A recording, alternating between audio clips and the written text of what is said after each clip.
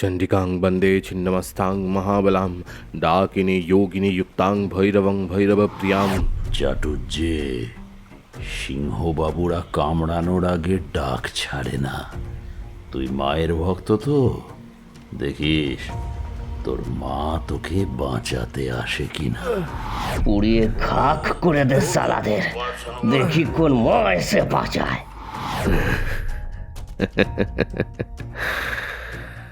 মাস্টারমশাই, পরমেশ্বর চাটুর্যে কাল রাতেই মরে গেছে। যে মানুষের হারানোর ভয় থাকে না, তাকে স্বয়ং যমরাজও ভয় পান। 1973 সাল বর্ধমানের এক দুর্গম অঞ্চল রক্তপলাশী গ্রাম, যেখানে 70-এর দশকের উত্তাল হাওয়া আর পুরনো জমিদারদের ক্রূর শাসন মিলে তৈরি করেছে এক অদ্ভুত দম বন্ধ করা পরিবেশ। কিন্তু অন্যায় যখন সমস্ত সীমা ছাড়িয়ে যায়, মহাকাল তখন জেগে ওঠে তার রুদ্র রূপে। দামোদরের বালির চরে শ্মশানের এক কোণে যেখানে প্রতীক্ষা করছেন দেবী ছিন্নমস্তা, সেখানেই শুরু হতে চলেছে এক ভয়ঙ্কর রক্তের খেলা। শুনুন এসো গল্প পরীর বিশেষ দশরূপা সিরিজের একটি শিউরে ওঠা গা ছমছমে নিবেদন, শ্রী দেবর্ষি গুঁইয়ের কলমে পরমেশ্বর। আজকের গল্প পাঠ আবহ এবং একটি চরিত্রে আমি প্রীতম, অন্যান্য চরিত্রে সায়ন্তন, ইন্দ্রনীল ভাদুরী, পার্থ, প্রভাকর, বর্ণিশা, শুভদীপ্ত, সৌরিন ও তৃষা। শব্দ সংযোজন শঙ্কু। কভার ডিজাইনে ইনসেন আর্ট। দশরূপা সিরিজের বিশেষ গানটি গেয়েছেন শ্রী ইমন সরকার।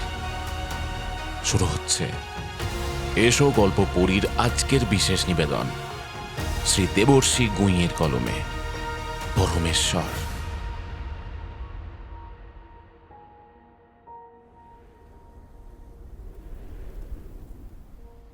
সময়টা 1973 সাল। বর্ধমান জেলার রায়না আর খণ্ডঘোষের মধ্যবর্তী দামোদর নদীর পাশে এক দুর্গম অঞ্চল। সেখানেই এক গ্রামের নাম রক্তপলাশী। চারিদিকে দিগন্ত বিস্তৃত আমন ধানের ক্ষেত, বিশাল সব দিঘি আর বুক চিরে চলে যাওয়া মেঠো রাস্তা। 70-এর দশকের শেষ ভাগ মানেই বাংলার বুকে এক অদ্ভুত সামাজিক পরিবর্তনের হাওয়া। একদিকে নকশাল আন্দোলনের অবশিষ্টাংশ ছাইয়ের নিচে খাক হয়ে জ্বলছে, অন্যদিকে পুরনো জোরদার জমিদারদের শেষ ক্রূর থাবা সাধারণ মানুষের টুঁটি চেপে ধরে রেখেছে। রক্তপলাশী গ্রামের একচ্ছত্র অধিপতি দিগ্বিজয় সিংহবাবু। লোকে তাকে বলে ছোট রাজা। পুরনো রাজত্ব চলে গেছে, কিন্তু সিংহবাবুদের লাঠির জোর আর ধানের গোলার দাপট বিন্দুমাত্র কমেনি। বিঘার পর বিঘা ধান ক্ষেত, দামোদরের বালির খাদান আর এলাকার চালকল, সবকিছুই দিগ্বিজয়ের ইশারাতেই চলে। এই রক্তপলাশী গ্রামেই বাস করে পরমেশ্বর। বয়স 23-24, ছিপছিপে লোহার মতো শক্ত গরণ, আর চোখে এক আশ্চর্য শান্ত চাউনি। পরমেশ্বরের বাবা দয়াময় চাটুর্যে ছিলেন গ্রামের বুড়ো শিব মন্দির আর দামোদরের চরের শ্মশানের এক কোণে থাকা বহু প্রাচীন ছিন্নমস্তা মন্দিরের পূজারী। পরমেশ্বর নিজেও শাস্ত্র পড়েছে, কিন্তু তার মনটা ছিল একটু অন্য ধাতুতে গড়া। সে বর্ধমানে রাজ কলেজে পড়তে গিয়েছিল, কিন্তু বাবার আকস্মিক পক্ষাঘাতের কারণে পড়া ছেড়ে তাকে গ্রামে ফিরে আসতে হয়েছে। আজ কার্তিক মাসের অমাবস্যা। বাইরে ঘুটঘুটে অন্ধকার। দামোদরের দিক থেকে আসা ঠান্ডা বাতাসে হিমেল একটা কামড়। শ্মশানের এক প্রান্তে, যেখানে একটা প্রাচীন অশ্বত্থ গাছ ডালপালা মেলে দাঁড়িয়ে আছে, সেখানেই দেবী ছিন্নমস্তার মন্দির।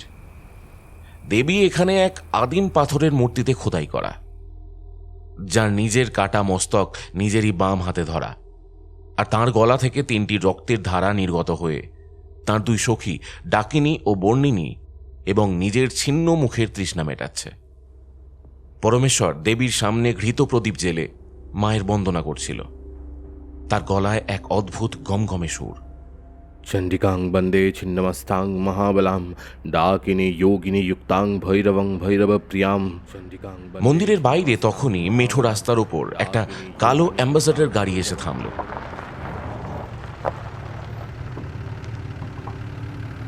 গাড়ির হেডলাইটের হলুদ আলো শ্মশানের অন্ধকারকে ফালা ফালা করে দিল। গাড়ি থেকে নামলেন দিগ্বিজয় সিংহবাবু, সঙ্গে তার কুখ্যাত 3 সাগরেদ ভৈরব, জটা আর লক্ষিন্দর। দিগ্বিজয়ের পরনে গরদের পাঞ্জাবি, চোখে চশমা, ঠোঁটের কোণে একটা অহংকারী হাসি। দিগ্বিজয় জুতো পরেই শটান মন্দিরের চাতালে উঠে এসে বললেন, কি হে চাটুর্যেপো, পাঠ বন্ধ করো, সিংহাসন ছাড়ার সময় হয়েছে যে। পরমেশ্বর শান্ত চোখে দিগ্বিজয় বাবুর দিকে তাকালো। পুজো শেষ হতে বাকি আছে ছোট রাজা, আর মায়ের মন্দিরে জুতো পরে উঠবেন না।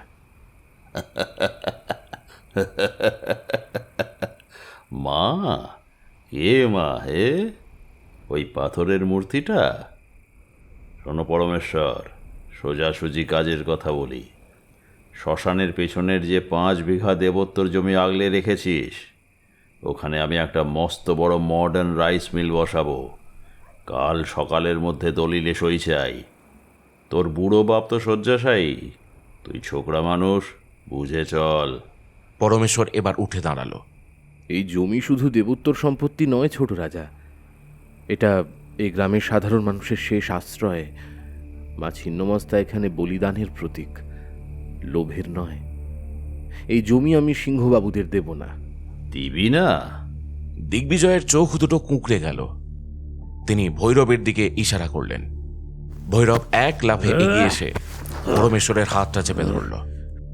কিন্তু পরমেশ্বর দুর্বল নয়, সে সজোরে ভৈরবের হাতটা মুচড়ে একটা ধাক্কা দিল। ভৈরব ছিটকে গিয়ে মন্দিরের স্তম্ভে ধাক্কা খেল। এত বড় সাহস! সিংহবাবুর সামনে আমাদের গায়ে হাত তোলো! লক্ষিন্দর এবার তার কোমর থেকে একটা চকচকে ভোজালি বের করে, কিন্তু দিগ্বিজয় হাত তুলে তাকে থামান। তারপর পরমেশ্বরের দিকে তাকিয়ে বিষাক্ত গলায় বলেন, চাটুর্যে, সিংহবাবুরা কামড়ানোর আগে ডাক ছাড়ে না। তুই মায়ের ভক্ত তো, দেখিস তোর মা তোকে বাঁচাতে আসে কিনা। আর কিছু না বলে দিগ্বিজয় তার দলবল নিয়ে গাড়িতে গিয়ে বসলেন। গাড়িটা ধুলো উড়িয়ে অন্ধকারের মধ্যে মিলিয়ে গেল। পরমেশ্বর আবার মায়ের মূর্তির সামনে এসে বসে। দেবীর পাথরের মুখমণ্ডল প্রদীপের কম্পিত আলোতে যেন এক মুহূর্তে সজীব মনে হলো। দেবীর ছিন্ন মস্তক থেকে যেন এক ফোঁটা অদৃশ্য রক্ত পরমেশ্বরের কপালে এসে পড়ে। তুমি সৃষ্টি, তুমি ধ্বংস, যা ঘটবে জানবো তা তোমারই ইচ্ছা।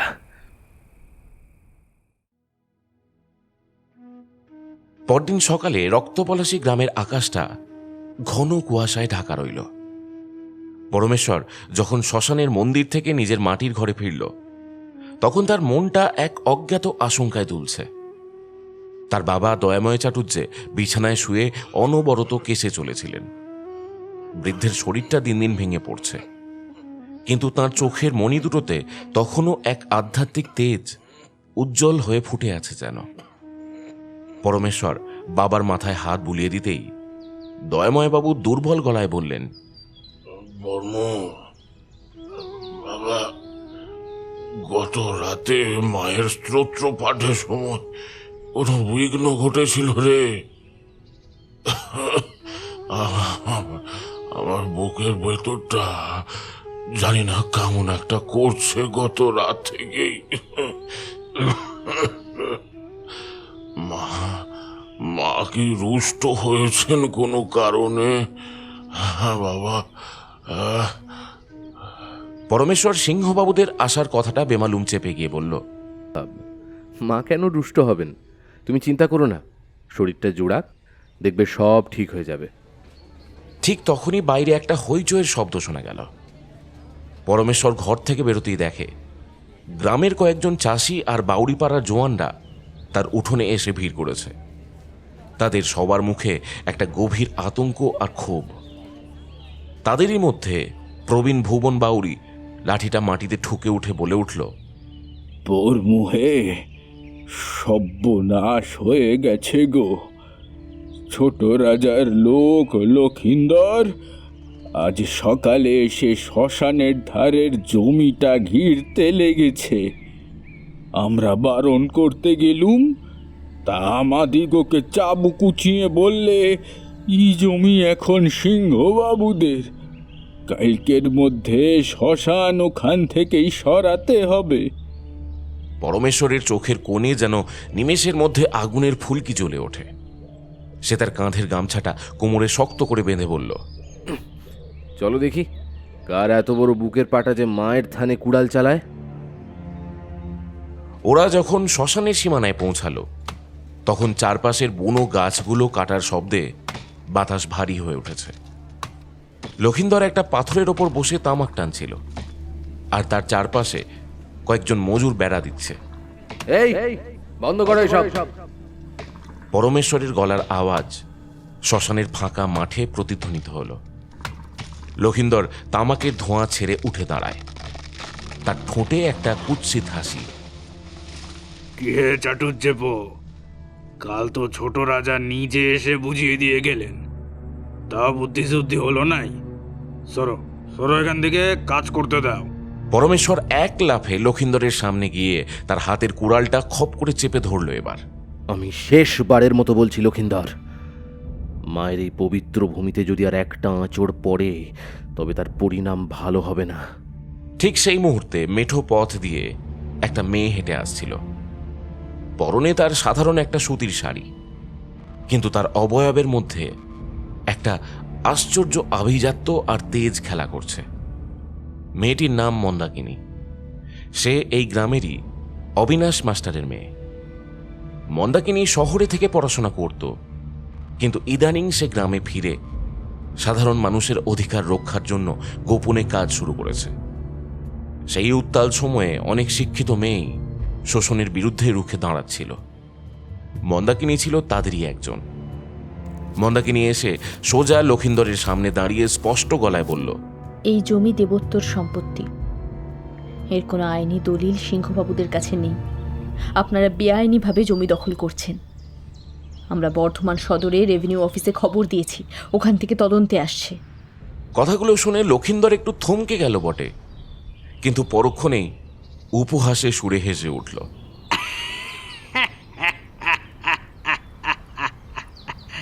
ওহো, অবিনাশ মাস্টারের বেটি এসেছিস নাকি? হ্যাঁ, তা ঘুগি, আইনকার কেনা গোলাম তা তো তুমি ভালো করেই জানো। সিংহবাবুদের হুকুমের ওপর কোনো আইন নাই। বলেই লক্ষিন্দর পরমেশ্বরকে একটা ধাক্কা দেওয়ার চেষ্টা করল, কিন্তু পরমেশ্বর লক্ষিন্দরের হাতটা ধরে এমন একটা মোচড় দিল যে লক্ষিন্দর যন্ত্রণায় চিৎকার করে মাটিতে বসে পড়ল। তার সাঙ্গপাঙ্গরা লাঠি উঁচিয়ে তেড়ে আসতে গেল বটে, কিন্তু পরমেশ্বরের রুদ্র মূর্তি দেখে কেউ আর সাহস পেল না। আজকের মতো তোরা বেঁচে গেলি, কিন্তু মনে রাখিস পরমেশ্বর, ছোট রাজা তোকে জ্যান্ত কবর দেবে। লক্ষিন্দর নিজের হাতটা ডলতে ডলতে দলবল নিয়ে পিছু হটল। সবাই চলে যেতেই শ্মশান চত্বরটা আবার শান্ত হলো। পরমেশ্বর এবার বুক ভরে নিঃশ্বাস নিয়ে মন্দাকিনীর দিকে তাকালো। মন্দাকিনীর চোখে তখন একটা অদ্ভুত প্রশংসা আর সমীহ। সে পরমেশ্বরের কাছে এসে ধীর গলায় বলল, পরমেশ্বর, তুমি আজ যা করলে তার জন্য দিগ্বিজয় সিংহ তোমাকে সহজে ছেড়ে দেবে না। লোকটা পিশাচ। ও নিজের স্বার্থের জন্য নিজের ঘরের মানুষকেও খুন করতে পারে। আমি জানি মন্দাকিনী, কিন্তু যে মায়ের শক্তির আরাধনা আমার পূর্বপুরুষরা করে এসেছেন সেই মায়ের থানে আমি কোনো অন্যায় হতে দেব না। মা ছিন্নমস্তা তো কেবল পাথরের মূর্তি নন, তিনি অধর্মের বিনাশের প্রতীক। তোমারই ভক্তিকে আমি শ্রদ্ধা করি পরম, কিন্তু মনে রেখো, শয়তানের সাথে লড়তে গেলে শুধু ভক্তি নয়, সঠিক কৌশলেরও প্রয়োজন হয়। সিংহবাবুদের ঘরেই এমন এক অন্তর্ঘাত লুকিয়ে আছে যা তুমি এখনো জানো না। অন্তর্ঘাত মানে? মন্দাকিনী চারপাশটা একবার দেখে নিয়ে গলাটা নামিয়ে বলে, দিগ্বিজয় সিংহর ছোট ভাই রণবিজয় সিংহবাবু, তিনি দাদারই অত্যাচার একদম পছন্দ করেন না। রণবিজয়বাবু গোপনে আমাদের সাথে যোগাযোগ রাখছেন। সিংহবাবুদের পাপের দুর্গ ভেতর থেকেই ভাঙবে। পরমেশ্বর মন্দাকিনীর চোখের দিকে তাকালো। সেই চোখে যেমন ছিল শোষণের বিরুদ্ধে লড়াই করার একটা অদম্য জেদ, তেমনি একটা বড় মায়া। পরমেশ্বরের মনে হচ্ছিল মা ছিন্নমস্তা কি তাহলে এই মেয়েটির রূপেই তার পাশে এসে দাঁড়ালেন। সেই সন্ধ্যায় যখন সূর্য ডুবল, তখন রক্তপলাশী গ্রামের বাতাসে জমাট বাঁধল এক গা ছমছমে অন্ধকার। শ্মশানের দিক থেকে একটা শেয়াল এক টানা বারবার কেঁদে উঠছে। মাঝরাতের দামোদরের চরের বাতাসটা অন্য সময়ের চেয়েও যেন অনেক বেশি ভারী আর ঠান্ডা হয়ে উঠছে। জমাট বাঁধা অন্ধকারে হাওয়ার ফিসফিসানি আর ঝিঝির এক টানা কলরব ছাড়া চারিদিকে আর কোনো সারা শব্দ নেই। রাত ঠিক 2টো। রক্তপলাশী গ্রামের মানুষ তখন গভীর ঘুমে মগ্ন। ঠিক তখনই পরমেশ্বরের কুটিরের সদর দরজায় এসে পড়ল একটা জোরালো পদাঘাত। পুরনো কাঠের দরজাটা সেই আঘাতে কেঁপে উঠল। পরমেশ্বর বিছানায় ধরফর করে উঠে বসে। তার বুকের ভেতরটা অজানা আশঙ্কায় ধক করে ওঠে সঙ্গে সঙ্গে। চট করে বালিশের তলা থেকে তার বাবার পুরনো লোহার খন্তাটা সে দ্রুত হাতে তুলে নিল। পাশের ঘরে তার পক্ষাঘাতগ্রস্ত বৃদ্ধ বাবা তখন আতঙ্কে গোঙাতে শুরু করেছেন। বর্মু, বর্মু, কারা কারা এলো রে এত রাতে? কারা এলো? মা ছিন্নমস্তা, রক্ষা করো মা, রক্ষা করো। চুপচাপ শুয়ে থাকো বাবা, আমি দেখছি। তারপর সে বিড়ালের মতো নিঃশব্দ পায়ে সদর দরজার কাছে গিয়ে খিলটা এক ঝটকায় খুলে ফেলল। আর দরজা খুলতেই চাঁদের আলোয় তার চোখের সামনে যা দেখল, তাতে তার শির দ্বারা বেয়ে একটা ঠান্ডা স্রোত নেমে এলো। দরজার বাইরে দাঁড়িয়ে আছে দিগ্বিজয় সিংহবাবুর 3 প্রধান জল্লাদ, ভৈরব, জটা আর লক্ষিন্দর। তাদের প্রত্যেকের মুখ কালো কাপড়ে অর্ধেক ঢাকা, কিন্তু চোখগুলো মদের নেশায় আর জিঘাংসায় জলজল করছে। হাতে রয়েছে ধারালো রামদা আর বল্লম। লক্ষিন্দরের ডান হাতটা গত সকালে পরমেশ্বরের মোচড়ের কারণে একটা সাদা কাপড় দিয়ে জড়ানো, কিন্তু তার বাম হাতে ধরা রয়েছে একটা বড় ড্রাম। কে বামুনের সালা, হ্যাঁ? বড় তেজ দেখিয়েছিলে কাল সকালে। পরমেশ্বর লোহার খন্তাটা শক্ত করে ধরে বলে, কি চাও তোমরা এত রাতে? চলে যাও এখান থেকে। ভৈরব কোনো কথা বলল না। সে এক লাফে ঘরের ভেতর ঢুকে এলো। পরমেশ্বর সঙ্গে সঙ্গে তার হাতের খন্তা দিয়ে সজোরে ভৈরবের বুকে আঘাত করে। ভৈরব একটা গোঙানি ছেড়ে পিছিয়ে যায় বটে, কিন্তু ঠিক সেই মুহূর্তে পিছন থেকে জটা তার বল্লমটা দিয়ে পরমেশ্বরের বাম কাঁধে একটা কোপ মারে। তীব্র যন্ত্রণায় পরমেশ্বর মেঝেতে লুটিয়ে পড়ে। কাঁধ কেটে ফিনকি দিয়ে রক্ত বেরোচ্ছে। সেই রক্তের গন্ধ পেয়ে যেন লক্ষিন্দরের ভিতরের পিশাচটা এবার জেগে উঠল। সে ড্রাম থেকে কেরোসিন ছড়াতে শুরু করলো খড়ের চাল আর মাটির দেওয়ালে। পুড়িয়ে খাক করে দে সালাদের, দেখি কোন ময় সে বাঁচায়। এরপর লক্ষিন্দর একটা দেশলাই কাঠি জেলে ছুঁড়ে দিল খড়ের চালের ওপর। নিমেষের মধ্যে আগুন দাউ দাউ করে জ্বলে ওঠে। শুকনো খড় আর বাঁশের কাঠামো পেয়ে আগুনের শিখাগুলো ক্ষুধার্ত সাপের মতো চারিদিকে ছড়িয়ে পড়ল নিমেষের মধ্যে। পরমেশ্বর মেঝে থেকে ওঠার চেষ্টা করছিল, কিন্তু তীব্র রক্তপাতে তখন তার মাথাটা ঘুরছে। পাশের ঘর থেকে ভেসে আসে বৃদ্ধ বাবার আর্তনাদ। বর্মু, বাছা আমাকে, বর্মু, বর্মু, আগুন লেগে গেছে রে, আগুন লেগে গেছে, পড়বো। পরমেশ্বর দাঁতে দাঁত চেপে সমস্ত শক্তি দিয়ে উঠে দাঁড়ায়। নিজের প্রাণের তোয়াক্কা না করে বাবার ঘরের দিকে যাওয়ার চেষ্টা করে, কিন্তু ভৈরব আবার পিছন থেকে একটা ভারী কাঠের বাঁট দিয়ে পরমেশ্বরের মাথায় এবার সজোরে আঘাত করে। পরমেশ্বরের চোখের সামনে চারপাশটা এক মুহূর্তে অন্ধকার হয়ে যায়। সে যখন মাটিতে লুটিয়ে পড়ছে তখন তার আবছা চোখে ধরা পড়ল লক্ষিন্দর আর ভৈরব মিলে দয়াময় বাবুর বিছানাতে আগুন লাগিয়ে দিচ্ছে। বৃদ্ধ মানুষটা নড়াচড়া করতে পারছিলেন না। আগুনের লেলিহান শিখা তার শরীরটাকে গ্রাস করার আগে তিনি শেষবারের মতো চিৎকার করে উঠলেন, মা, মা ছিন্ন অবস্থা, মা ছিন্ন অবস্থা।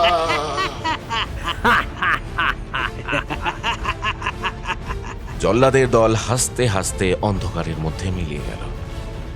পরমেশ্বর অর্ধচেতন অবস্থাতেই মেঝের ওপর পড়ে রইল। তার সারা শরীর পুড়ছিল, কিন্তু তার চেয়েও বেশি পুড়ছিল তার আত্মা। আগুনের ধোঁয়ায় তার দম বন্ধ হয়ে আসছে। সে বেশ বুঝতে পারছে তার জীবনের সূর্য আজই বোধহয় অস্ত গেল। ঠিক তখনই যখন ছাদ থেকে একটা জ্বলন্ত বাঁশ পরমেশ্বরের ওপর ভেঙে পড়তে যাচ্ছে, আগুনের ধোঁয়া ফুঁড়ে একটা ছায়া ঘরের ভেতর ঢুকে পড়ল। ছায়াটা কোনো পুরুষের নয়, এক নারীর। পরনে তার খাকি রঙের শাড়ি, পায়ে চটি। মেয়েটা নিজের গায়ের চাদরটা জলে ভিজিয়ে পরমেশ্বরের ওপর চাপা দিয়ে দিল এবং অবিশ্বাস্য শক্তিতে পরমেশ্বরের অচেতন শরীরটাকে টেনে হিঁচড়ে ঘরের বাইরে বের করে নিয়ে এলো কোনো মতে। বাইরে তখন ভোরের প্রথম আলো ফুটছে। পরমেশ্বর যখন ঘাসের ওপর আরেকবার চোখ মেলল, সে দেখল তার মাথার ওপর ঝুঁকে আছে মন্দাকিনী। তার চোখে জল, আর ঠিক তার পিছনে দাউ দাউ করে জ্বলছে পরমেশ্বরের পৈতৃক ভিটে। তার বাবা সেই আগুনের ভেতরেই ভস্মীভূত হয়ে গেছেন। পরমেশ্বর আবার জ্ঞান হারানোর আগে শুধু একটা কথাই শুনতে পেল। মন্দাকিনী কাঁদতে কাঁদতে বলছে, পরম, পরম চোখ বন্ধ করবেন না, আপনাকে বাঁচতে হবে। প্রতিশোধ নেওয়ার জন্য আপনাকে বাঁচতে হবে।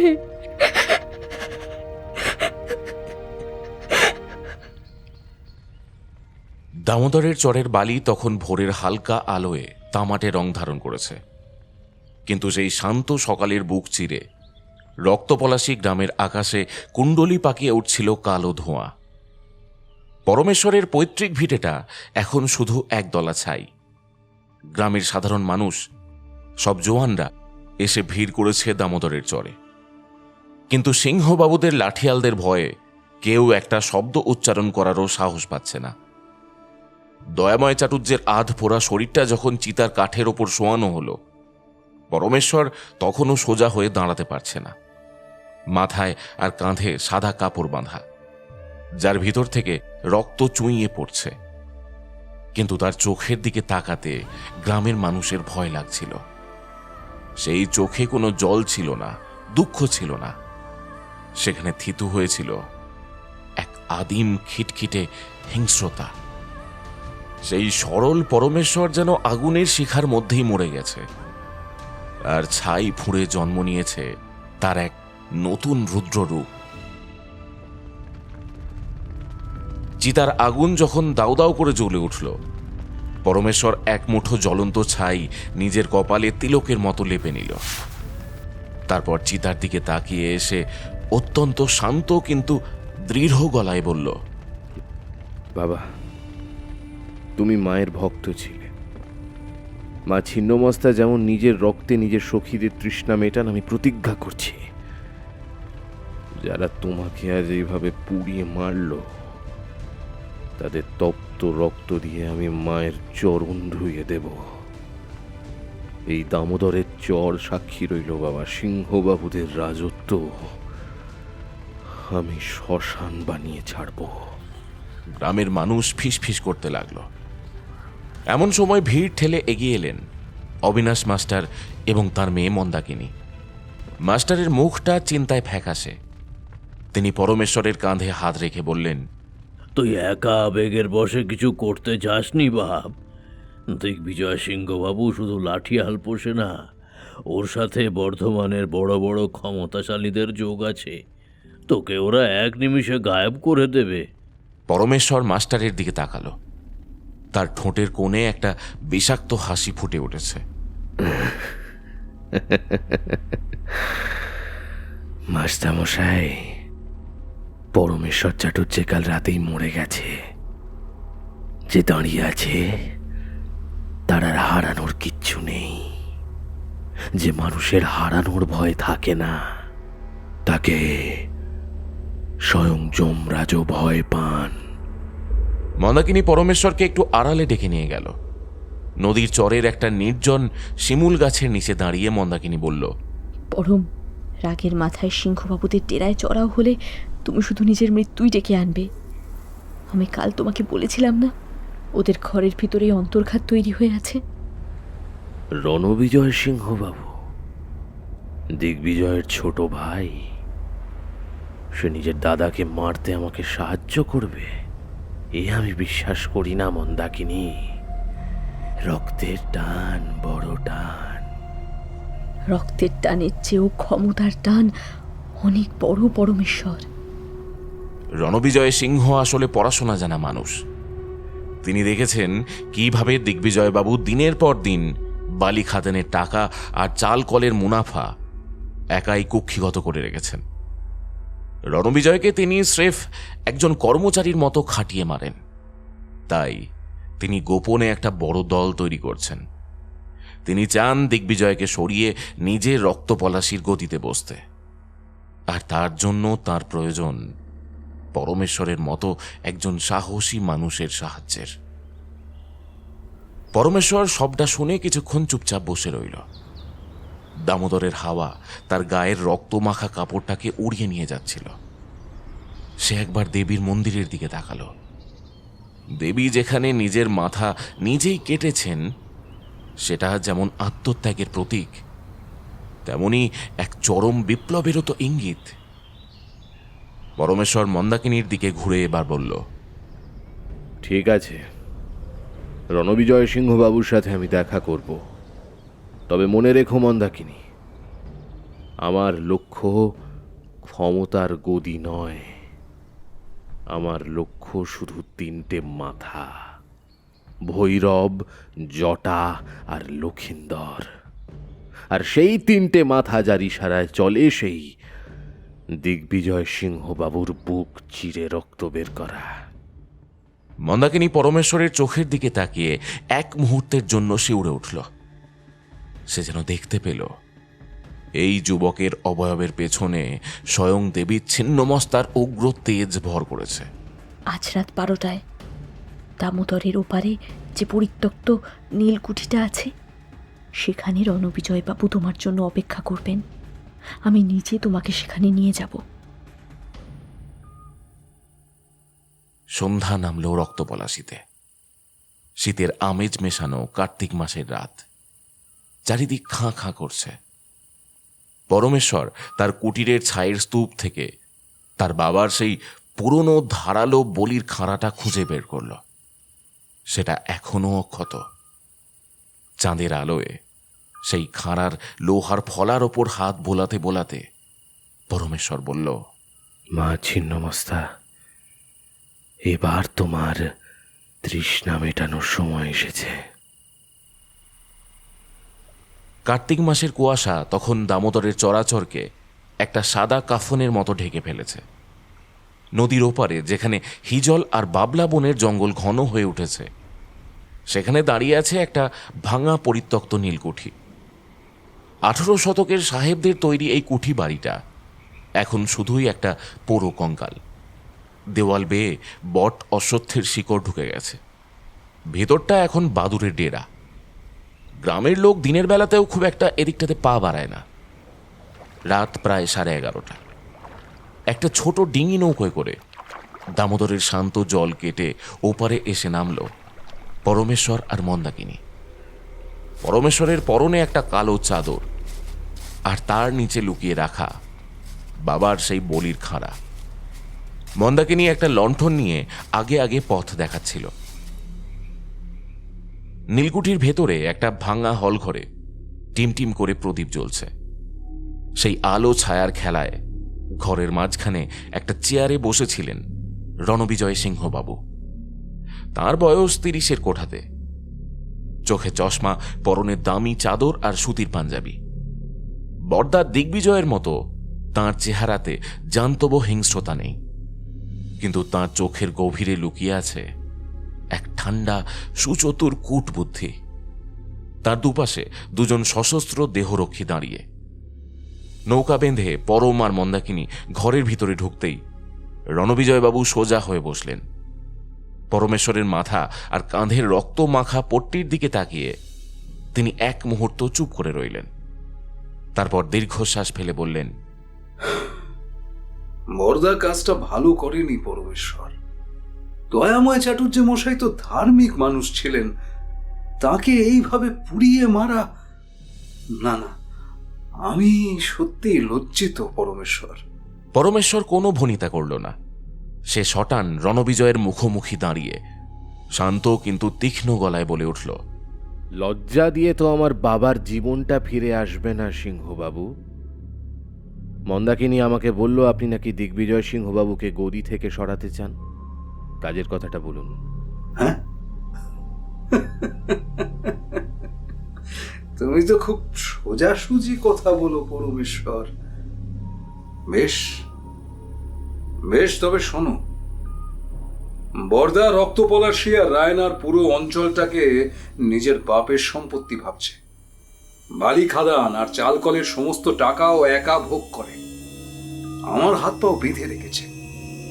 আমি চাই বর্দাকে চিরতরে ওই এলাকা থেকে সরাতে, আর তার জন্য আমার এমন একজনকে দরকার যার বুকে ভয় ডর নেই। বর্দার নিজের লাঠিয়াল, ভৈরব, জটার, লক্ষিন্দর, ওরাই ওর আসল শক্তি। ওদের যদি এক এক করে শেষ করা যায়, বর্দা একেবারে পঙ্গু হয়ে যাবে। মন্দাকিনী লণ্ঠনটা টেবিলের ওপর রেখে বলল, কিন্তু রণবিজয়বাবু, কাজটা এত সহজ তো নয়। লক্ষিন্দর আর ভৈরব সবসময় দিগ্বিজয়বাবুর ছায়ার মতো ঘোরে। রণবিজয়বাবু পকেট থেকে একটা কাগজের টুকরো বের করে পরমেশ্বরের দিকে এগিয়ে দিলেন। হ্যাঁ, সহজ আমি করে দিচ্ছি। কাল রাতে লক্ষিন্দর একা থাকবে। ও রায়নার একটা গোপন আড়তে গেছে বালি খাদানের তোলা আদায় করতে। ফেরার পথে দামোদরের ভেরির ওপর ও একদম একা থাকবে। পরমেশ্বর, তুমি যদি মায়ের আসল ভক্ত হও, তবে কালকের রাতটা তোমার। পরমেশ্বর কাগজের টুকরোটা হাতে নিয়ে দেখল তার চোয়াল শক্ত হয়ে উঠছে। এরপর রণবিজয়ের দিকে তাকিয়ে সে বলল, সিংহবাবু, আপনি ক্ষমতার জন্য নিজের দাদাকে সরাচ্ছেন, আর আমি আমার বাবার আত্মাকে শান্তি দিতে জল্লাদদের মারছি। আমাদের পথ আলাদা হতে পারে, কিন্তু আগামীকাল রাতের লক্ষ্য একটাই। বৈঠক শেষ করে যখন পরম আর মন্দাকিনী নীলকুঠি থেকে বেরোচ্ছে, তখন কুয়াশা আরো ঘন হয়েছে। নৌকায় ওঠার সময় মন্দাকিনী পরমেশ্বরের হাতটা আলতো করে চেপে ধরল। তার চোখ দুটো লণ্ঠনের আলোতে বেশ বোঝা যাচ্ছে ছলছল করছে। পরম, তুমি কাল নিজের জীবন বাজি রেখে যাচ্ছ। আমার খুব ভয় করছে। লক্ষিন্দর খুব কুখ্যাত লোক, ও সব সময় সাথে ভোজালি রাখে। পরমেশ্বর মন্দাকিনীর মুখের দিকে তাকালো। এই প্রথম সে মন্দাকিনীর চোখে নিজের জন্য এক গভীর আকুলতা দেখতে পাচ্ছে। ম্লান হাসি হেসে সে বলল, ভয় পেও না মন্দাকিনী। মা ছিন্নমস্তা আমাকে মরতে দেওয়ার জন্য তোমাকে পাঠিয়ে আগুন থেকে বাঁচাননি। তিনি আমাকে বাঁচিয়েছেন অধর্মের বিনাশ করার জন্য। তুমি শুধু কাল রাতে মায়ের ধানে একটা প্রদীপ জেলে রেখো। পরদিন রাত 12টা। দামোদরের ভেরির ওপর জোরে হাওয়া বইছে। কুয়াশার কারণে এক হাত দূরের কোনো কিছুও ভালো করে দেখা যাচ্ছে না। লক্ষিন্দর তার সাইকেলটা নিয়ে টলতে টলতে আসছিল। সেই ঘটনার দিন রাতেই দিগ্বিজয়বাবু তাকে আড়তে পাঠিয়ে দিয়েছিলেন অন্য একটা কাজের জন্য। আজ আড়তে বসে সে প্রচুর মদ গিলেছে, আর ট্যাঁকে গোজা রয়েছে বালি খাদানের কয়েক হাজার টাকা।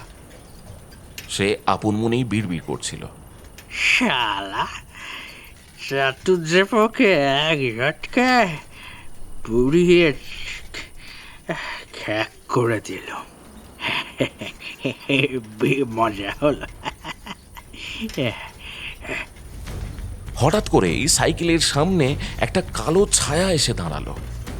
লক্ষিন্দর চমকে ব্রেক কষল। কে বটে তো ওখানে? হ্যাঁ, সিংহবাবু লাঠিয়ালের পথ আটকেছিস? কে রে? মরবার স্বাদ হয়েছে না ইয়া? হ্যাঁ, কে? কুয়াশা ফুঁড়ে ধীরে ধীরে ছায়াটা তার সামনে এলো।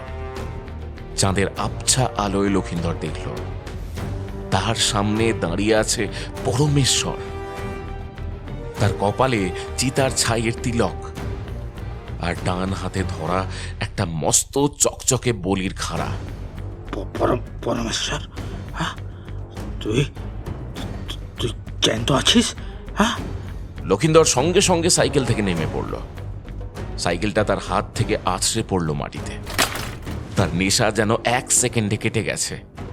সে কোমর থেকে ভোজালিটা বের করার চেষ্টা করল, কিন্তু পরমেশ্বর তাকে সেই সুযোগ দিল না।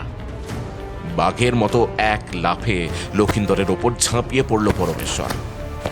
লক্ষিন্দর ভোজালি উঁচিয়ে পরমেশ্বরের বুকে কোপ মারতে গেল, কিন্তু পরমেশ্বর বাম হাত দিয়ে লক্ষিন্দরের সেই আঘাতটা আটকে দিল দ্রুত গতিতে।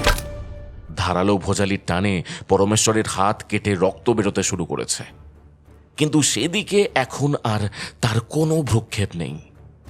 সে তার সমস্ত শক্তি দিয়ে ডান হাতের খাড়াটা ওপরের দিকে তুলল। লক্ষিন্দরের চোখের সামনে তখন ভেসে উঠছে মায়ের ছিন্নমস্তা মূর্তির সেই উগ্র রূপ, যিনি নিজের হাতে নিজের কাটা মস্তক ধরে আছেন। লক্ষিন্দর কিছু বুঝে ওঠার আগেই পরমেশ্বরের খাড়াটা নেমে এলো। এক কোপে লক্ষিন্দরের মাথাটা শরীর থেকে আলাদা হয়ে দামোদরের বাড়ির ওপর ছিটকে পড়ে। গলা থেকে রক্তের 3টে ফোয়ারা কুয়াশার মধ্যে ছিটকে এলো, ঠিক যেমনটা দেবীর মূর্তি থেকে বেরোয়। পরমেশ্বর লক্ষিন্দরের সেই ছিন্ন মস্তকটা বাম হাতে তুলে নিল। তার নিজের ক্ষতবিক্ষত হাত বেয়েও তখন রক্ত ঝরছে। আকাশের দিকে তাকিয়ে এবার গর্জে উঠল সে, মা, এই তোমার প্রথম বলি। তোমার তৃষ্ণা মেটাও মা, তৃষ্ণা মেটাও। দামোদরের চড়ে তখন কালবৈশাখীর মতো একটা দমকা হাওয়া শুরু হয়েছে। রক্তপলাশী গ্রামের প্রথম অন্তর্ঘাত আর প্রতিশোধের রক্তলিপি লেখা হয়ে গেল দামোদরের চরের বুকে।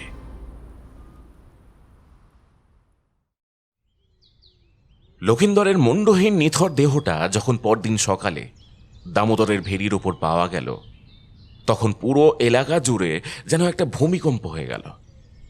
পুলিশ এসে লাশ নিয়ে গেল বটে, কিন্তু লাশের অবস্থা দেখে বড়বাবুর কপালেও ঠান্ডা ঘাম জমে উঠেছে। কোনো ধারালো অস্ত্র দিয়ে নিখুঁত এক কোপে ধর থেকে মাথা আলাদা করা হয়েছে।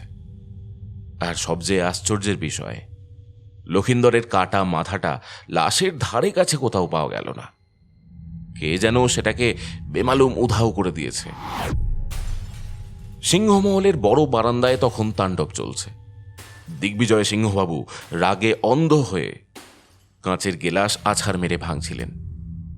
তার সামনে মাথা নিচু করে দাঁড়িয়ে আছে বাকি 2 লাঠিয়াল, ভৈরব আর জটা। দামোদরের চরে সিংহবাবুর লাঠিয়ালের মাথা কেটে নিয়ে চলে গেল, আর তোরা এখনো জানতে পারলি নাই কে করেছে এই কাজ? দিগ্বিজয়বাবু গর্জে উঠলেন। তারপর কি যেন একটা চিন্তা করে বললেন, লক্ষিন্দরের ট্যাঁকে বালি খাদানের হাজার হাজার টাকা ছিল। ওটা কোনো ডাকাতের কাজ লয় তো? বাবু, বাবু, টাকা পয়সা তো সব ওখানেই পড়েছিল, একটা পয়সাও ছোঁয় নাই কেউ। এটা কোনো ডাকাতের কাজ লয় গো।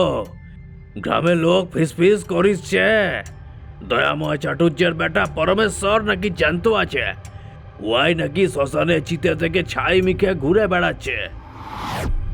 পরমেশ্বর নামটা শুনেই দিগ্বিজয়বাবুর হাতটা এক মুহূর্তের জন্য থমকে গেল। পরমেশ্বর? ওই বামুনের বাচ্চা জ্যান্ত আছে? ভৈরব, জটা, আজ রাতের মধ্যে যদি পরমেশ্বরের মাথা আমার পায়ের কাছে না এনে ফেলতে পারিস, তবে তোদের দুটোকে আমি জ্যান্ত বালি খাদানে পুঁতে দেব। দিগ্বিজয়বাবু যখন রাগে ফুঁসছেন, তখন মহলের অন্ধকার কোণায় দাঁড়িয়ে রণবিজয় সিংহবাবু একটা ক্রূর হাসি হাসলেন। তিনি জানতেন তাঁর চাল একদম নিখুঁত হয়েছে। লক্ষিন্দরের মৃত্যুর পর দিগ্বিজয় এখন মানসিকভাবে অর্ধেক পঙ্গু।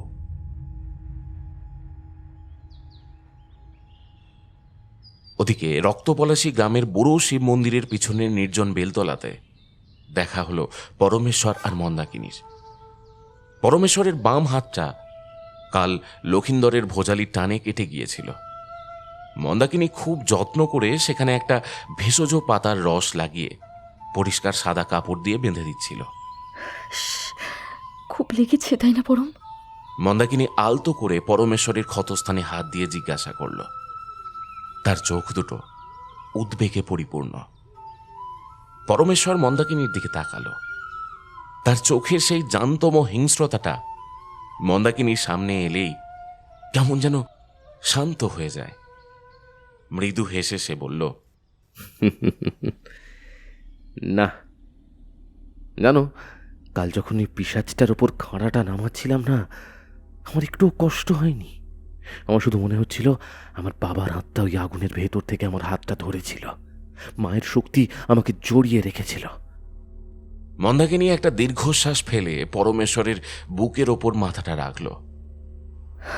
আমি জানি পরম, কিন্তু ভৈরব আর জটা এখন খুব সতর্ক হয়ে গেছে। দিগ্বিজয় সিংহবাবু ওদের মহলের বাইরে এক পাও বাড়াতে দিচ্ছে না। এবার তুমি ওদের কাছে পৌঁছবে কি করে? পরমেশ্বর মন্দাকিনীর চুলে হাত বুলিয়ে দিয়ে বলল, শিকার যদি খাঁচা থেকে না বেরোয়, তবে খাঁচার ভেতরই আগুন লাগিয়ে দিতে হয় মন্দাকিনী। রণবিজয় সিংহবাবু কি বলছেন? রণবিজয়বাবু আজ রাতে একটা মস্ত বড় চাল চালছেন।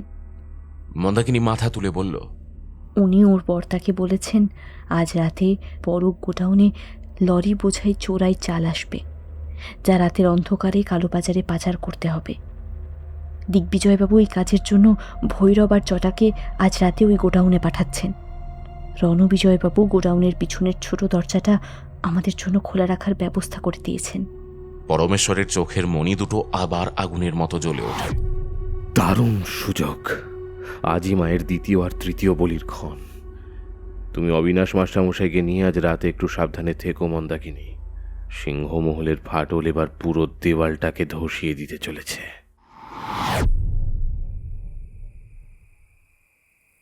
রাত 1টা। রায়নার এক নির্জন এলাকায় সিংহবাবুদের বিশাল চালকল। চারিদিকে ধানের তুষের গন্ধ আর ঘুটঘুটে অন্ধকার। মিলের মস্ত বড় গোডাউনের ভেতরে লণ্ঠন জ্বালিয়ে অপেক্ষা করছিল ভৈরব আর জটা। লরির আসার কোনো লক্ষণ নেই। জটা অস্থির হয়ে বলল, কি হে ভৈরব, লরি তো এখনো এলো নাই। বাবু বলল একটা নাগাদ চলে আসবে। বড় শীত করছে রে আজ। ধুস শালা, আমার মনটা আজ ভালো নাই রে। লক্ষিন্দরের ওই দশা দেখার পর থেকে বুকের ভিতরটা কেমন গুড়গুড় করিচ্ছে। ঠিক তখনই গোডাউনের পিছনের কাঠের ভারী দরজাটা একটা মৃদু শব্দ করে খুলে গেল। কে কে ওখানে? কানাই এলি নাকি? ভৈরব লণ্ঠনটা উঁচিয়ে অন্ধকারের দিকে তাকায়। লণ্ঠনের হলদেটে আলোতে যা দেখা গেল তাতে ভয়ে ভৈরবের হাতের মদের বোতল মাটিতে পড়ে চুরমার হয়ে যায়। গোডাউনের বিশাল ধানের বস্তাগুলোর মাঝখান থেকে হেঁটে আসছে পরমেশ্বর। তার সারা গায়ে মাখা শ্মশানের চিতার সাদা ছাই, কপালে চিতার রক্তিম পোড়া তিলক, আর তার বাম হাতে ঝুলছে একটা চটের থলি যা থেকে টপ টপ করে তাজা রক্ত মেঝেতে থাকা ধানের তুষের ওপর পড়ছে। ওটা লক্ষিন্দরের সেই কাটা মাথা, আর ডান হাতে ধরা সেই রাক্ষসে বলির খাঁড়াটা। পরমেশ্বর, তুই তুই মানুষ নোস, তুই তুই তুই দানব বটে। জটা আতঙ্কে চিৎকার করে পিছনের দিকে দৌড়াতে গেল। আজ তোদের পাপের হিসেব নেওয়ার দিন রে পিশাচের দল। পরমেশ্বরের গলার আওয়াজ গোডাউনের টিনের ছাদে ধাক্কা খেয়ে এক অলৌকিক গম্ভীর রূপ ধারণ করেছে। ভৈরব মরিয়া হয়ে তার কোমর থেকে একটা বড় ভোজালি বের করে পরমেশ্বরের দিকে তেড়ে এলো। সালা বামুনের পুত, তোকে আজ শেষ করেই ছাড়ব। ভৈরব ভোজালিটা পরমেশ্বরের ঘাড়ে নামাতে চাইল বটে, কিন্তু পরমেশ্বর এক অদ্ভুত ক্ষিপ্রতায় এক পাশে সরে গিয়ে তার হাতের বলির খাঁড়াটা সজোরে ভৈরবের কোমরের ওপর চালিয়ে দিল। তীব্র আঘাতে ভৈরবের শরীরটা মাঝখান থেকে প্রায় 2 টুকরো হয়ে ধানের বস্তার ওপর ছিটকে পড়ল। রক্তে ভেসে গেল চালের বস্তাগুলো। জটা তখন গোডাউনের মূল দরজা খোলার জন্য পাগলের মতো টান দিচ্ছে, কিন্তু রণবিজয়বাবু লোক লাগিয়ে আগে থেকেই সেই দরজার বাইরে একটা মস্ত তালা ঝুলিয়ে দিয়েছিলেন। অন্তর্ঘাত সম্পূর্ণ হয়েছিল। জটা এখন আটকা পড়ে গেছে। অসহায় হয়ে সে ঘুরে একটু এগিয়ে এসে পরমেশ্বরের পা জড়িয়ে ধরল। এই এই পরম পরম, পায় পায় পড়ি তোর, আমাকে মারিস না গো, আমাকে মারিস না। তোর বাপকে পোড়াতে আমাকে ওই লক্ষিন্দর বলেছিল, আমি তো শুধু ওর কথা শুনে আগুনটা ধরিয়েছিলাম রে। এই পরম, তোর পায় পড়ি, আমায় মারিস না, আমায় মারিস না রে। তুই আগুন ধরিয়েছিলি? পরমেশ্বরের চোখ দিয়ে তখন ক্রোধের আগুন ঝরছে। যে হাত দিয়ে তুই আমার নিরপরাধ বাবাকে পুড়িয়েছিস, সেই হাত আজ মায়ের চরণে বলি হবে। বলেই সে এক কোপে জটার ডান হাতটা কাঁধের নিচ থেকে আলাদা করে দিল। পরমেশ্বরের শরীরে তখন অসুরের শক্তি। অসহ্য যন্ত্রণায় কোঁকিয়ে উঠল জটা। সেই আঘাত সহ্য করতে না করতেই জটা কোনো কিছু বুঝে ওঠার আগেই পরমেশ্বর এবার তার চুলের মুঠি ধরে মাথাটা সোজা করল ধীরে ধীরে। তারপর এক সর্বগ্রাসী টানে খাড়াটা নামিয়ে আনলো মুহূর্তের মধ্যে। গোডাউনের দেওয়াল জুড়ে ছিটকে গেল জটার তপ্ত রক্ত। পরমেশ্বর হাঁপাতে হাঁপাতে চটের থলিটা খুলল। ভৈরব আর সনাতনের ছিন্ন মস্তক দুটো সে সেই থলিতে ভরল। তারপর গোডাউনের রক্তে ভেজা মেঝেতে বসে দেবী ছিন্নমস্তার রূপ ধ্যান করতে শুরু করল। দেবী আজ তৃপ্ত। এখন শুধু আরেকটা মাথায় বাকি, যে এই সব কিছুর মূল দিগ্বিজয় সিংহ।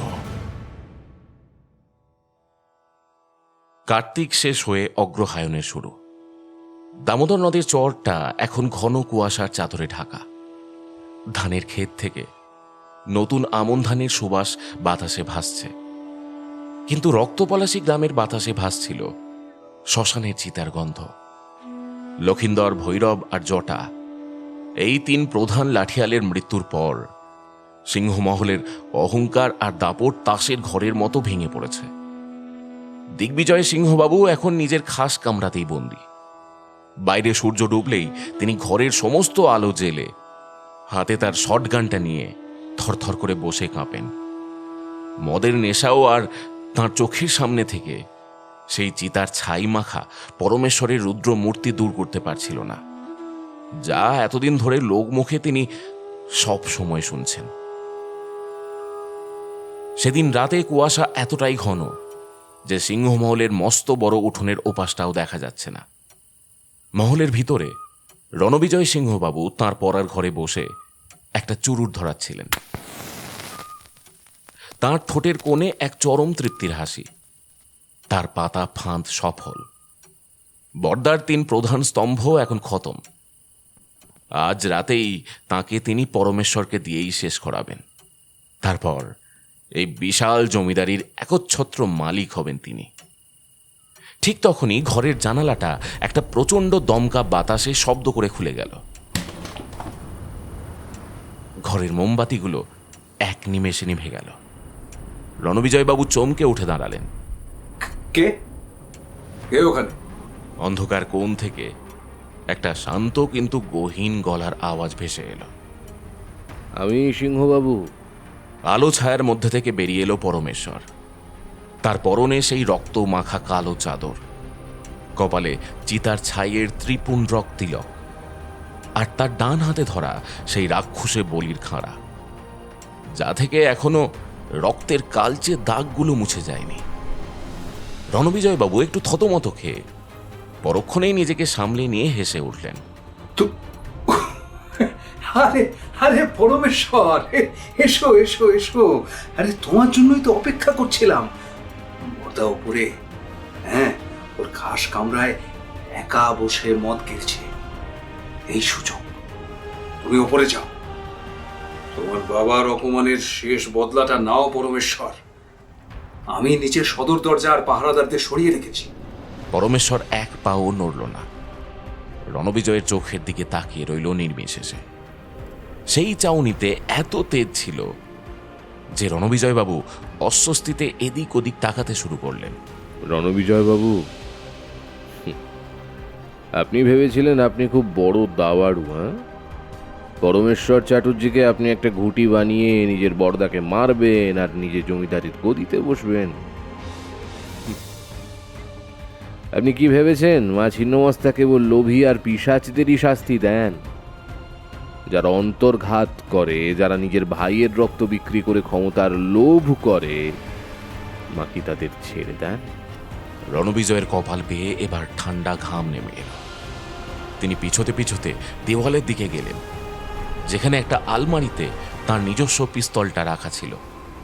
চিৎকার করে বললেন, পরমেশ্বর, পরমেশ্বর, তুমি তুমি ভুল করছো। হ্যাঁ, তুমি ভুল করছো।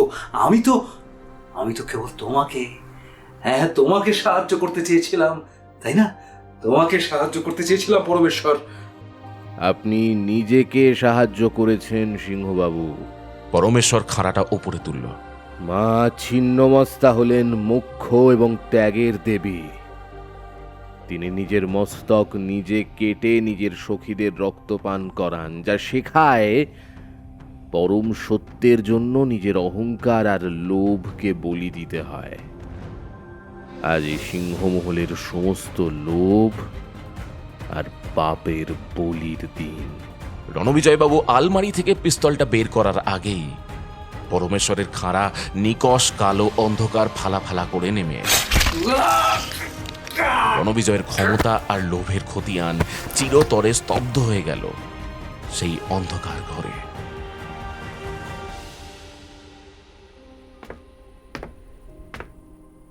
এবার পরমেশ্বর সিঁড়ি বেয়ে ওপরে উঠতে শুরু করল। তার প্রতিটি পদক্ষেপে নিচের রক্ত মাখা জুতো থেকে একটা ভেজা শব্দ হচ্ছিল। ওপরে দিগ্বিজয় সিংহবাবু তখন ঘরের দরজা বন্ধ করে খাটের ওপর বসে কাঁপছিলেন।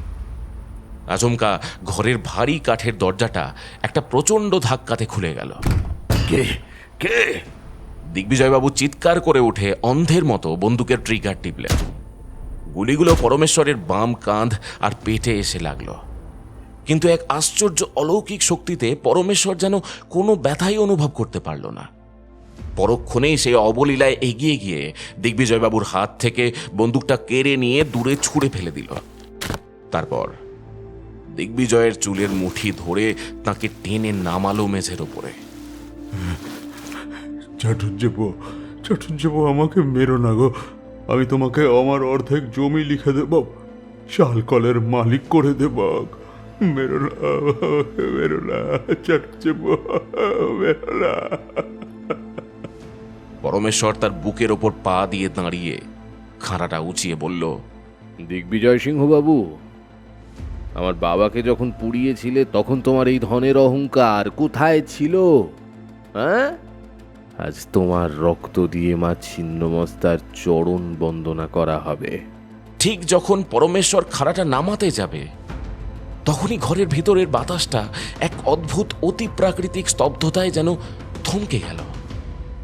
ঘরের লণ্ঠনের আগুনগুলো নীলচে রঙের হয়ে এলো, আর পরমেশ্বরের চোখের সামনে থেকে সিংহমহলের ছাদ, দেওয়াল সব কিছু যেন এক নিমেষে কর্পূরের মতো মিলিয়ে গেল। চারিদিকে তখন মহাশূন্যের এক আদিম অন্ধকার, আর সেই অন্ধকারের বুক চিরে তারপর কয়েক কোটি সূর্যের আলো ছড়িয়ে পড়ল চারিদিকে।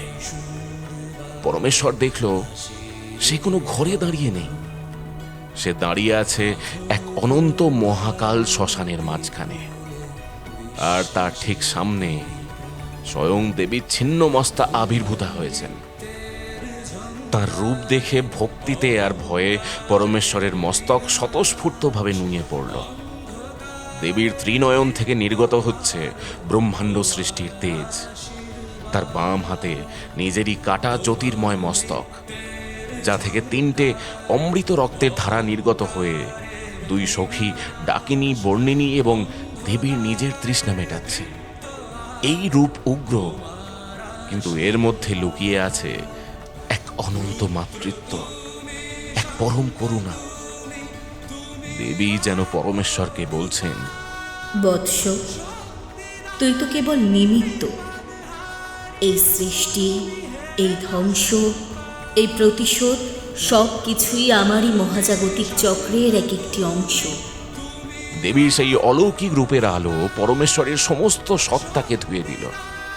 তার চোখ বেয়ে ভক্তির অশ্রু গড়িয়ে পড়ছে।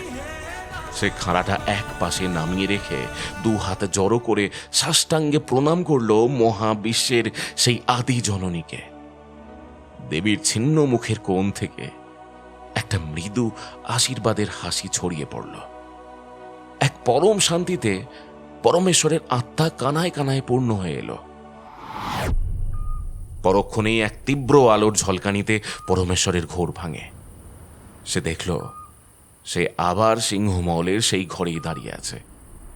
মেঝেতে দিগ্বিজয় সিংহবাবু আতঙ্কে চোখ উল্টে পক্ষাঘাতগ্রস্ত মানুষের মতো পড়ে আছেন। পরমেশ্বরের খাঁড়া ছোঁয়ারও প্রয়োজন হয়নি।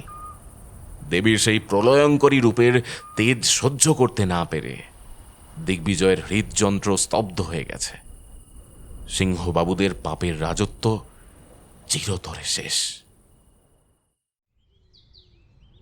পরদিন সকালে রক্তপলাশী গ্রামের মানুষ যখন সিংহমহলে এসে পৌঁছালো, তখন তারা দেখল দিগ্বিজয় ও রণবিজয় সিংহবাবুর নিথর দেহ পড়ে আছে, কিন্তু মহলের কোনো ধনসম্পদ চুরি যায়নি।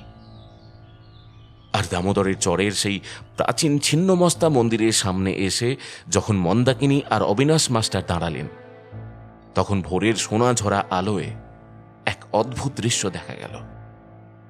দেবীর সেই আদিম পাথরের মূর্তির চরণতল আজ তাজা জবা আর রক্তে রাঙানো, আর মূর্তির ঠিক সামনে যেন মায়ের কোলে মাথা রেখে শান্তিতে ঘুমিয়ে আছে পরমেশ্বর।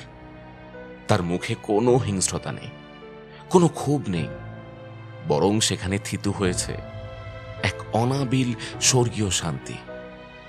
তার শরীর থেকে প্রাণবায়ু অনেক আগেই মুক্ত হয়ে মায়ের চরণে লীন হয়ে গেছে। সে তার প্রতিজ্ঞা পূরণ করে নিজের জীবনকে এই মায়ের চরণে চূড়ান্ত বলি হিসেবে উৎসর্গ করে গেছে। মন্দাকিনী পরমেশ্বরের নিথর দেহর পাশে হাঁটু গেড়ে বসে পড়ল। তার চোখ দিয়ে জল ঝরছে বটে, কিন্তু মুখে এক পরম শ্রদ্ধার ভাব। পরমেশ্বরের কপালে অতি যত্নে হাত রেখে ফিসফিস করে সে বলল, তুমি মায়ের কোলে ফিরে গেলে পরম, তুমি এই ধরণীকে পাপ মুক্ত করে মায়ের জগতেই রয়ে গেলে। সেদিন থেকে রক্তপলাশী গ্রামে আর কোনো অত্যাচারী জমিদারের জন্ম হয়নি। দামোদরের চরের সেই শ্মশান ঘাটে আজও যখন অমাবস্যার রাতে বাতাস বয়, স্থানীয় মানুষেরা ভক্তি আর শ্রদ্ধায় মাথা নত করে। তারা জানে এই মাটির বুকে যখনই অন্যায় আর পাপের ঘোড়া পূর্ণ হবে, তখনই ছাই ফুঁড়ে আবার কোনো পরমেশ্বর জেগে উঠবে, আর মা ছিন্নমস্তা নিজের রুদ্র রূপে এসে অধর্মের বিনাশ করবেন। শুনলেন এসো গল্প পড়ির দশরূপা সিরিজের বিশেষ নিবেদন শ্রী দেবর্ষী গুঁইয়ের কলমে পরমেশ্বর। আমাদের কাজ ভালো লাগলে চ্যানেলটা সাবস্ক্রাইব করে আমাদের পাশে থাকার অনুরোধ রইল। ওঙ্কারে সুর বাজে আসে রে পাথর কোদা মূর্তিগুলো বিশ্বাসেতে প্রাণ। ওঙ্কারে সুর বাজে আসে রে পাথর কোদা মূর্তিগুলো বিশ্বাসেতে